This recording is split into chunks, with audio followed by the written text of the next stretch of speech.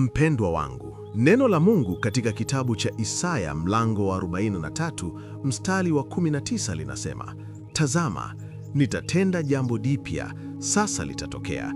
Je, hamtalijua? Nitafanya njia hata jangwani na mito ya maji nyikani." Huenda sasa hivi unahisi uko jangwani, unahisi maisha yako yamekauka na hakuna matumaini tena. Lakini niko hapa kukuambia kuwa Mungu anaanza jambo jipya ndani yako wakati huu. Katika jina la Yesu, ninaamuru kila jangwa la maisha yako lianze kutoa maji sasa hivi. Katika jina la Yesu, kila njia iliyokuwa imefungwa jangwani ikaonekane.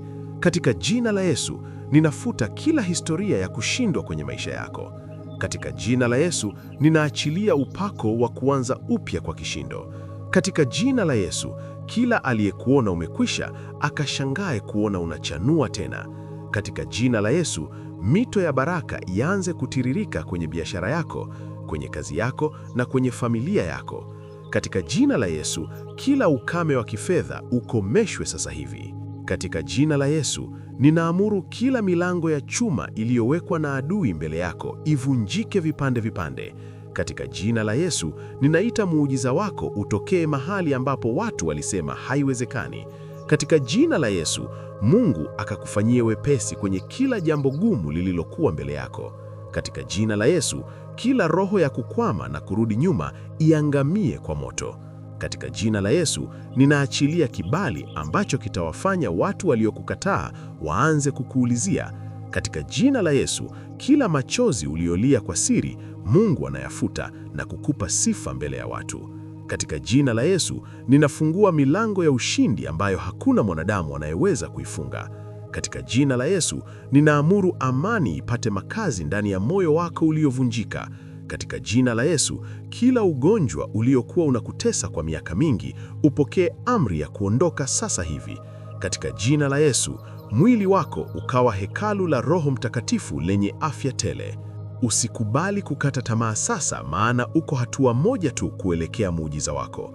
Katika jina la Yesu, ninaona mawingu ya mvua ya baraka yakikusanyika juu ya kichwa chako. Katika jina la Yesu, ninaona mabadiliko makubwa yakitokea kwenye akaunti yako ya benki. Katika jina la Yesu, ninaona watoto wako wakiwa viongozi na watu wenye heshima kubwa. Katika jina la Yesu, ninaona kila aibu ikigeuka kuwa ushuhuda wa kimataifa. Mungu wetu ni Mungu wa mambo mapya, na leo ndiyo siku yako ya kuona upya wa maisha. Katika jina la Yesu, pokea nguvu ya kumshinda adui yako kila siku. Katika jina la Yesu, ninaweka ulinzi wa moto kuzunguka nyumba yako na mali zako zote. Katika jina la Yesu, ninaamuru kila baraka iliyokuwa imeshikiliwa angani iachiliwe sasa hivi. Katika jina la Yesu, ninaombea hatima yako ikang'are kama nyota ya asubuhi.